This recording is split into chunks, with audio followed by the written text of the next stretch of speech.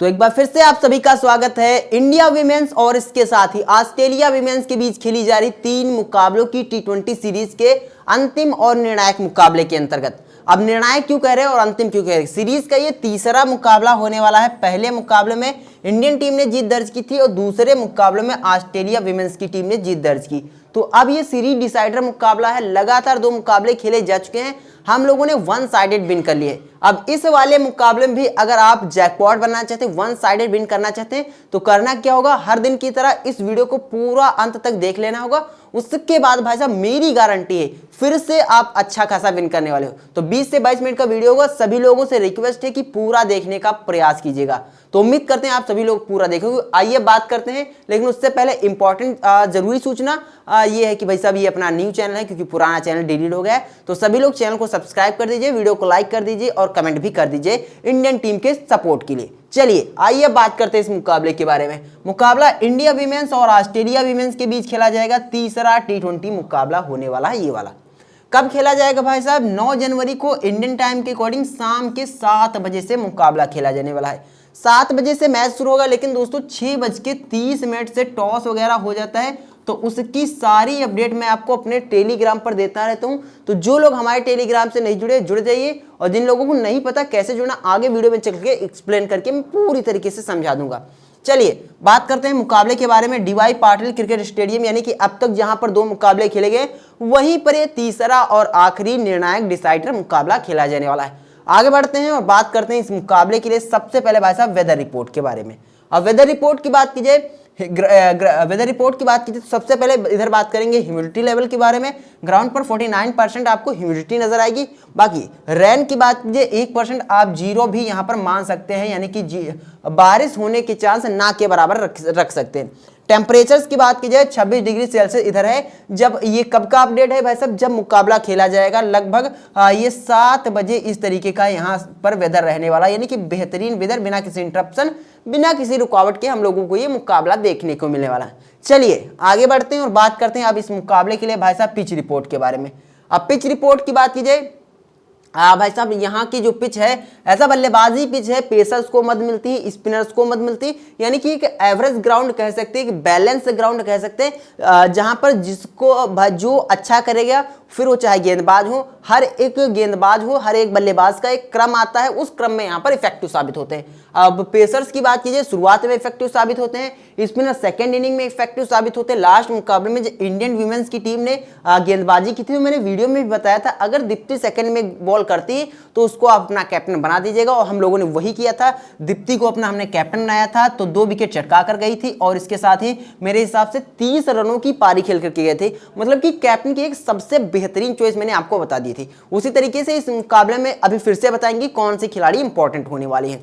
बाकी स्टार्ट में पेसर्स को मदद मिलने वाली है और सेकंड इनिंग में स्पिनर्स को मदद मिलने वाली है। बाउंड्री डायमेंशन की बात कीजिए, आप लोग इसका स्क्रीनशॉट ले सकते हो। सामने 70 मीटर की, बाकी सभी तरफ शॉर्ट बाउंड्री, यानी कि बहुत बड़ी बाउंड्री यहां पर नहीं रहती है।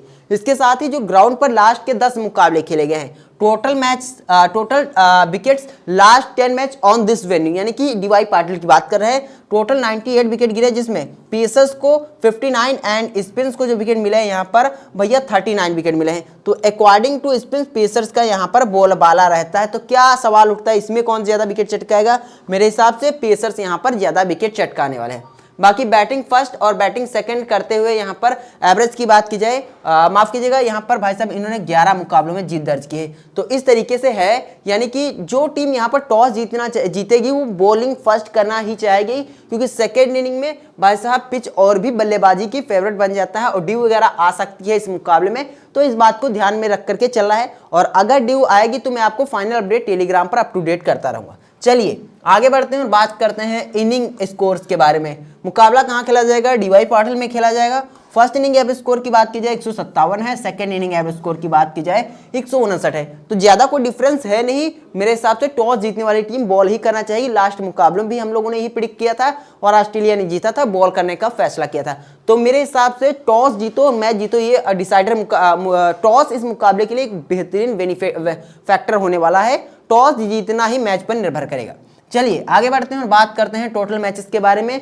विमेंस के टी20 के जो मुकाबले खेले गए हैं, total match on this venue 4 मुकाबले खेले गए हैं, जिसमें से भाई साहब यहां पर जो 4 के चारों मुकाबलों में दोस्तों बॉल फर्स्ट करते हुए जीत मिली, यानी कि बैटिंग सेकंड करने वाली टीम को 4 के चारों मुकाबलों में जीत मिली। तो टॉस जीतने वाली टीम बिल्कुल चाहेगी कि यहां पर चेज किया जाए, क्योंकि चेज करना बहुत ईजी हो जाता है। चलिए अब आगे बढ़ते हैं और बात करते हैं हेड टू हेड के बारे में। दोनों टीमों की हेड टू हेड के बारे में बात करेंगे, लेकिन उससे पहले आप लोगों से रिक्वेस्ट है लाइक वगैरह करते रहिएगा। चलिए हेड टू हेड की बात की जाए, टोटल मैचेस इन दोनों टीमों के बीच खेले गए 31 मुकाबले टी20 क्रिकेट के खेले जा चुके हैं, जिसमें से इंडियन टीम ने 8 और ऑस्ट्रेलियन टीम ने 23 मुकाबलों में जीत दर्ज की। ऑल ओवर यहाँ पर ऑस्ट्रेलिया बहुत आगे है according to team India, but भाई साहब मेरे हिसाब से इस मुकाबले में बहुत रोमांचक फाइट हम लोगों को देखने को मिलने वाले। और सबसे बड़ा सवाल कि आखिरकार मुकाबला जीतेगा कौन, तो वो प्रेडिक्शन मैं आपको अपने टेलीग्राम पर देता हूं। चलिए रिसेंट फॉर्म की बात की जाए, लास्ट 5 में जो मुकाबले इंडियन टीम ने खेले हैं, 5 में से 2 मुकाबलों में जीत मिली है, 3 मुकाबलों में इंडियन टीम को हार मिली है। जबकि सामने ऑस्ट्रेलिया की बात की जाए, भाई साहब इनको 2 मुकाबलों में हार मिली है, 3 मुकाबलों में जीत मिली है, लास्ट 5 मुकाबलों की यहाँ पर बात कर रहे हैं। तो ऑस्ट्रेलिया ऑल ओवर यहाँ पर ओवरऑल में भी फेवरेट है और लास्ट 5 मुकाबलों में भी फेवरेट है। मेरे हिसाब से इस मुकाबले में भाई साहब दिल तो कहता है यहाँ पर ऑस्ट्रेलिया जीतेगी, लेकिन दिमाग कहता है इंडियन टीम यहाँ पर जीतने वाली है। चलिए आगे बढ़ते हैं, लेकिन फाइनल कौन सी टीम जीतेगी वो टेलीग्राम पर अपडेट करता रहूंगा। आगे बढ़ते हैं, लेकिन उससे पहले सभी लोग वीडियो को लाइक कर दीजिए, और अगर आपको इस मुकाबले की फाइनल फैंटेसी टीम चाहिए तो आप हमारे टेलीग्राम से जुड़ जाए। टेलीग्राम से कैसे जुड़ना आइए मैं एक्सप्लेन करता हूं। जहां पर आप वीडियो देख रहे हो यहाँ पर मोर लिखा होगा, और अभी न्यू चैनल है तो शायद उस कंडीशन में यहाँ पर लिंक सपोर्ट ना करे, तो आपको मैं यहाँ पर कमेंट बॉक्स में इसका लिंक दे दूंगा, तो इस लिंक यहाँ पर कमेंट बॉक्स में भी लिंक मिल जाएगा। उस पर टैप करोगे इस तरीके का इंटरफेस ओपन होगा। यहाँ पर आपको हमारे चैनल शुभम एनालिसिस का लिंक मिल जाएगा, लिंक पर क्लिक करोगे इस तरीके का एक पेज ओपन होगा। यहाँ पर आपको ज्वाइन करने का बटन मिल जाएगा, इस पर क्लिक करोगे और आप भी शुभम एनालिसिस फैमिली के परमानेंट मेंबर बन जाओगे, जहां पर सब कुछ फ्री मिलता है, फ्री में टीम, फ्री में टॉस और फ्री में मैच प्रेडिक्शंस भी मैं यहां पर आपको अपडेट करता हूं। चलिए आगे बढ़ते हैं और बात करते हैं दोस्तों अब प्लेइंग 11 के बारे में। अब प्लेइंग 11 की बात की जाए, सबसे पहले बात करेंगे इंडियन विमेंस टीम की इस मुकाबले के लिए प्लेइंग 11 के बारे में। इंडियन टीम की तरफ से शेफाली वर्मा और इसके साथ ही स्मृति मंधाना पारी का आगाज करेंगे। इसके अलावा जेमिमा रोड्रिग्स, हरमनप्रीत कौर और ऋचा घोष, दीप्ति शर्मा, अमनजोत कौर, पूजा वस्त्रकर, श्रेयंका पाटिल, साधु और इसके साथ ही रेणुका सिंह ठाकुर होने वाले। तो मोस्ट लाइकली इंडियन टीम की यही प्लेइंग 11 होने वाली है। चलिए अब आगे बढ़ेंगे और बात करते हैं खिलाड़ियों के एनालिसिस के बारे में कि आखिरकार किस खिलाड़ी को लेना है और क्यों लेना है, उसके बारे में यहाँ पर हम लोग बात करने वाले हैं। चलिए तो सबसे पहले यहाँ पर बात करेंगे हम लोग दोस्तों शेफाली वर्मा के बारे में। अब वर्मा जी की बात की जाए, भाई साहब यहाँ पर हम फटाफट बस ये बात करने वाले हैं कि किस खिलाड़ी को लेना है और क्यों लेना है, उसके लिए प्रॉपर रीजन के बारे में बात करने वाले। वर्मा की बात की जाए, 67 मुकाबलों में 24 की एवरेज से बल्लेबाजी करते हैं, तो बैट फर्स्ट में ये इंपॉर्टेंट होंगी, वो भी जीएल के लिए। लास्ट मुकाबले में हम लोग इनको ड्रॉप करके आए थे, लेकिन जीएल के लिए इस मुकाबले में इंपॉर्टेंट है। 2 मेंबर 3 मेंबर टीम में मत ट्राई करना।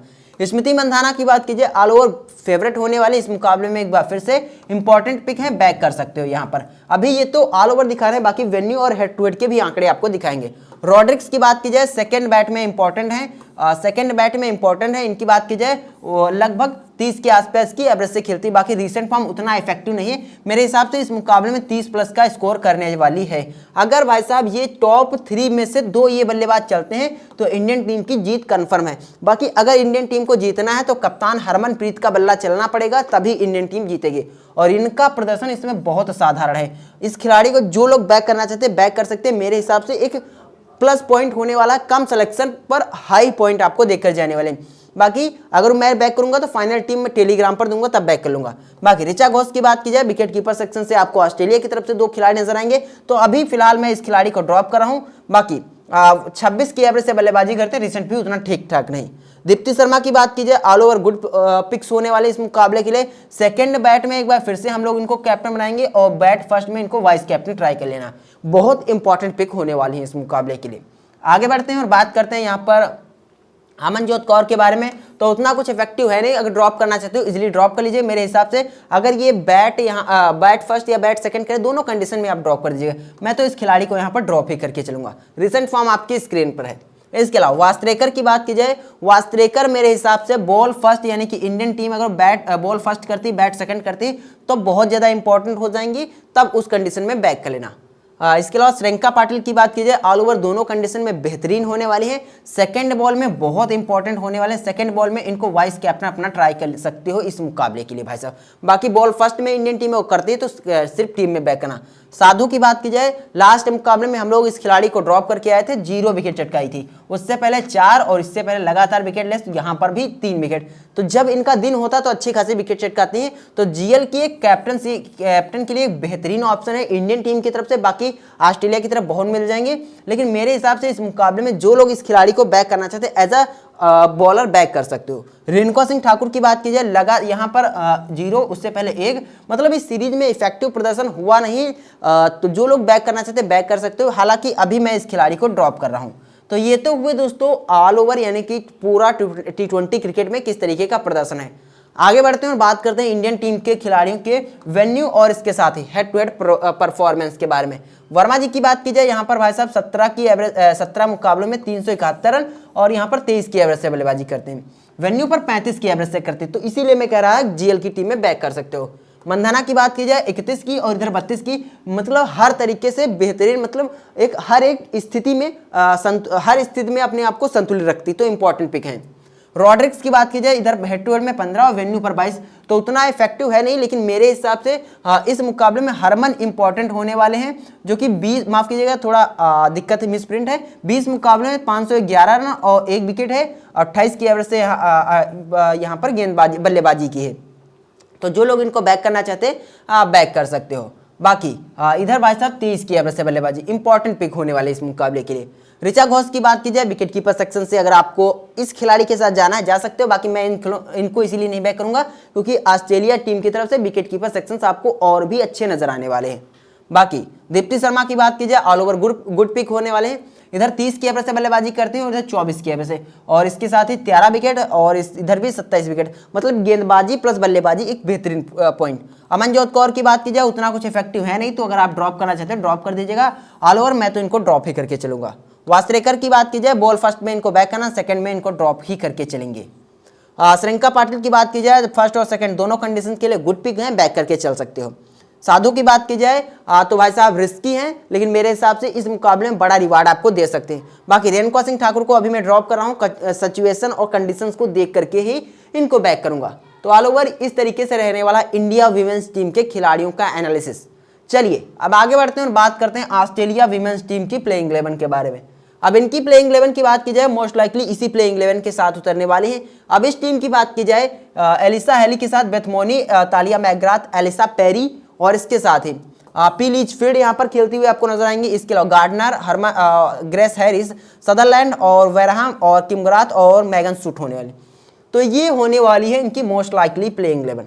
चलिए बात करते हैं कि आखिरकार इनकी तरफ से कौन सी खिलाड़ी इंपॉर्टेंट है, किसको लेना है और क्यों लेना है, उसके बारे में फटाफट बात करते हैं। चलिए सबसे पहले अब यहाँ पर भाई साहब हम लोग बात करेंगे एलिसा हेली के बारे में।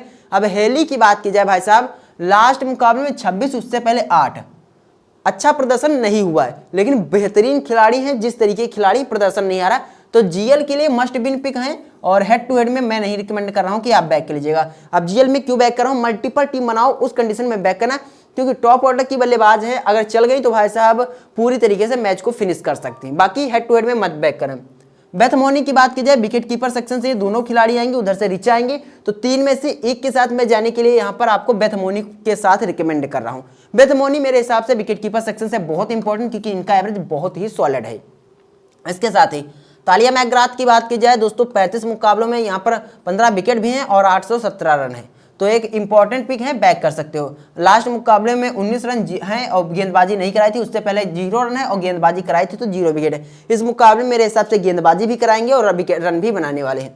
एलिसा पेरी की बात की जाए, लास्ट मुकाबले में अपनी वाइस कैप्टन थी, 34 रनों की बल्लेबाजी की थी, गेंदबाजी नहीं कराई थी, अलग बात है, लेकिन इस मुकाबले में अगर गेंदबाजी कराएंगे तो इनको हम कैप्टन वाइस कैप्टन बनाएंगे, और अगर गेंदबाजी नहीं कराएंगे तो सिर्फ टीम में बैक करेंगे। वो कैसे पता चलेगा गेंदबाजी कराएंगे या फिर नहीं, वो मैं आपको टेलीग्राम पर अपडेट कर दूंगा। चलिए लिचफील्ड की बात की जाए, जीएल में इंपॉर्टेंट है, लास्ट मुकाबले में हम लोग ड्रॉप करके आए, 18 रनों की पारी खेली। इस मुकाबले में जीएल की टीम में बैक करना, वेन्यू पर हेड टू हेड में ऑल ओवर एवरेज की बात की जाए T20 क्रिकेट में बहुत तगड़ा है भाई साहब खिलाड़ी का। गार्डनर की बात की जाए, मस्ट विन पिक है कैप्टन वाइस कैप्टन की। तो इस तरीके से रहने वाला ऑस्ट्रेलियाई खिलाड़ियों का। आगे बढ़ते हैं और बात करते हैं कुछ और जबरदस्त खिलाड़ियों के बारे में। इसमें ग्रेस हैरिस का नाम है। अब हैरिस की बात की जाए, लास्ट मुकाबले में 1 रन, उससे पहले 15 रन, मतलब कि प्रदर्शन ठीक ठाक है नहीं। हालांकि बहुत से लोग इस खिलाड़ी को बैक करेंगे, लेकिन मैं इस खिलाड़ी को ड्रॉप करूंगा। उसका प्रॉपर रीजन ये है क्योंकि ये बल्लेबाजी बहुत नीचे करने आ रही है और उस कंडीशन में भाई साहब ओवर बचते नहीं तो आपके लिए सेफ पिक नहीं होने वाले। तो ऑल ओवर इस खिलाड़ी को ड्रॉप कर सकते हो। गेंदबाजी भी पूरे 4 ओवर की नहीं करेंगे, तो यहाँ पर इस खिलाड़ी को ड्रॉप कर दे, हो सकता करे ही ना गेंदबाजी, तो आपके लिए सेफ पिक नहीं रहने वाले। बाकी सदरलैंड की बात की जाए, इंपॉर्टेंट पिक है। लास्ट मुकाबले में 2 विकेट चटका करके आ रही हैं, अपनी टीम में थी भाई साहब, बहुत इंपॉर्टेंट पिक है। इस मुकाबले में पूरी 4 ओवर की गेंदबाजी कराएंगे। इसके अलावा वैरहम भी इंपॉर्टेंट पिक है, ये भी 4 ओवर की गेंदबाजी कराएंगे। लास्ट मुकाबले में 2 विकेट चटका कर आ रहे हैं। किम ग्राथ ये भी इंपॉर्टेंट पिक है और लास्ट मुकाबले में 2 विकेट चटका कर आ रहे हैं। 3 के तीनों खिलाड़ी अपने पास थे। इसके अलावा मैगन सूट की बात की जाए, ये खिलाड़ी लगातार 2 मुकाबलों में विकेटलेस रही है। बहुत से लोग ड्रॉप करेंगे, लेकिन मैं कह रहा हूं अगर ये बॉल फर्स्ट करे ऑस्ट्रेलिया टीम तो उस कंडीशन में इंपॉर्टेंट, सेकंड बॉल में इनको ड्रॉप कर सकते हो। तो इस तरीके से रहने वाला ऑस्ट्रेलियाई वीमेंस टीम के खिलाड़ियों का एनालिसिस। चलिए अब आगे बढ़ते हैं और बात करते हैं दोस्तों आखिरकार वेन्यू और हेड टू हेड के प्रदर्शन के बारे में। सबसे पहले हेली की बात कर रहे हैं, यहाँ पर 19 की एवरेज से बल्लेबाजी, यहाँ पर 18। क्यों हम लोग इनको ड्रॉप कर रहे हैं, क्यों बेथमोनी के साथ जा रहे हैं? यहाँ पर भाई साहब ये जो है यहाँ पर जी हाँ 84 की एवरेज से बल्लेबाजी करते हैं और इसके साथ ही इधर 69 की एवरेज से बल्लेबाजी करते हैं, तो आपके लिए मस्ट विन पिक होने वाली। इसीलिए मैं कह रहा हूं ये खिलाड़ी आपके लिए बहुत इंपॉर्टेंट है। तालिया मैकग्राथ की बात की जाए, यहाँ पर 38 की और यहाँ पर 44 की, तो बैक कर लेना, कैप्टन वाइस कैप्टन मत ट्राई करना। इसके अलावा पेरी की बात की जाए भाई साहब 35 की एवरेज से बल्लेबाजी, 59 की एवरेज से बल्लेबाजी प्लस गेंदबाजी कर रहे हैं, तो बहुत सॉलिड पिक है। इस मुकाबले में कितनी गेंदबाजी करेंगे वो तो लाइनअप आने के बाद कंफर्म हो पाएगा कि कितनी इनके पास गेंदबाजी ऑप्शंस है, उसी हिसाब से गेंदबाजी करने वाले तो मैं आपको टेलीग्राम पर बता दूंगा। बाकी बैक करके चलना। लीचफील्ड जीएल के लिए इंपॉर्टेंट है, हेड टू हेड में मत ट्राई करना क्योंकि बैटिंग 5 नंबर पर आती है। अगर टीम कोलैब करती है तो उस कंडीशन में भाई साहब ये इंपॉर्टेंट हो सकती है, लेकिन मेरे हिसाब से बहुत से लोग इनको बैक करेंगे, तो सिर्फ टीम में ही बैक करके चलना है। गार्डनर की बात की जाए, गार्डनर इंपॉर्टेंट पिक है, बैक कर लेना। यहाँ पर हैरिस को हम ड्रॉप कर रहे हैं, सटरलैंड को बैक कर रहे हैं, वरहम को बैक कर रहे हैं, किम ग्राथ को बैक कर रहे हैं और इनको भी अभी ड्रॉप कर रहे हैं। सेकंड बॉल में तो इनको ड्रॉप करेंगे, बॉल फर्स्ट में मैगन सूट के साथ हम लोग जा सकते हैं। तो इस तरीके से रहने वाला है ऑस्ट्रेलिया विमेंस टीम के खिलाड़ियों का प्लेयर एनालिसिस। चलिए अब आगे बढ़ेंगे और बात करेंगे इन आंकड़ों को देख करके जो फैंटेसी टीम बनाया उस टीम के बारे में कि आखिरकार इसमें किन किन खिलाड़ियों का हम लोगों ने चयन किया। लेकिन उससे पहले एक बार सभी लोग वीडियो को लाइक कर दीजिए और नया चैनल है, पुराना डिलीट हो चुका तो सब्सक्राइब भी कर लीजिए। चलिए टीम की बात की जाए तो विकेट कीपर सेक्शन से बेथमोनी का हम लोगों ने चयन किया है। इसके अलावा बैटिंग डिपार्टमेंट की बात की जाए भाई साहब तो इधर से हम लोगों ने जो चयन किया है एलिसा पेरी का चयन किया है और इसके साथ स्मृति मानधाना का हम लोगों ने इधर से चयन किया है। ऑलराउंडर डिपार्टमेंट की बात की जाए तालिया मैकग्राथ, गार्डनर, दीप्ति शर्मा का हम लोगों ने चयन किया है। इसके साथ ही सदरलैंड और पूजा वास्त्रेकर का हम लोगों ने चयन किया है। बॉलिंग डिपार्टमेंट की बात की जाए इस सेक्शन से हमने वरहम, किम ग्राथ और श्रेंका पाटिल को चयन किया है। इसमें कैप्टन मैंने एलिसा पेरी को बनाया है। अगर ये गेंदबाजी नहीं करेंगी तो भाई साहब कैप्टन इनको नहीं बनाएंगे, तो फिर उस कंडीशन में वाइस कैप्टन के इंपॉर्टेंट पिक हो जाएंगे। फिर यहाँ से भाई साहब ऐसे यहाँ पर इंटरचेंज कर सकते हैं, इनको कैप्टन और इसको वाइस कैप्टन कर दीजिएगा। बाकी अभी मैं इन्हीं 11 खिलाड़ियों के साथ जा रहा हूँ, यही मेरी टीम होने वाली। ये फाइनल नहीं, फाइनल आपको पता है टॉस के बाद मैं अक्सर टेलीग्राम पर देता हूँ हर मुकाबले की टीम, इस मुकाबले की भी टीम टेलीग्राम पर दूंगा। तो उम्मीद करते हैं वीडियो में दी गई जानकारी पसंद आएगी। वीडियो देखने के लिए आपका बहुत बहुत धन्यवाद।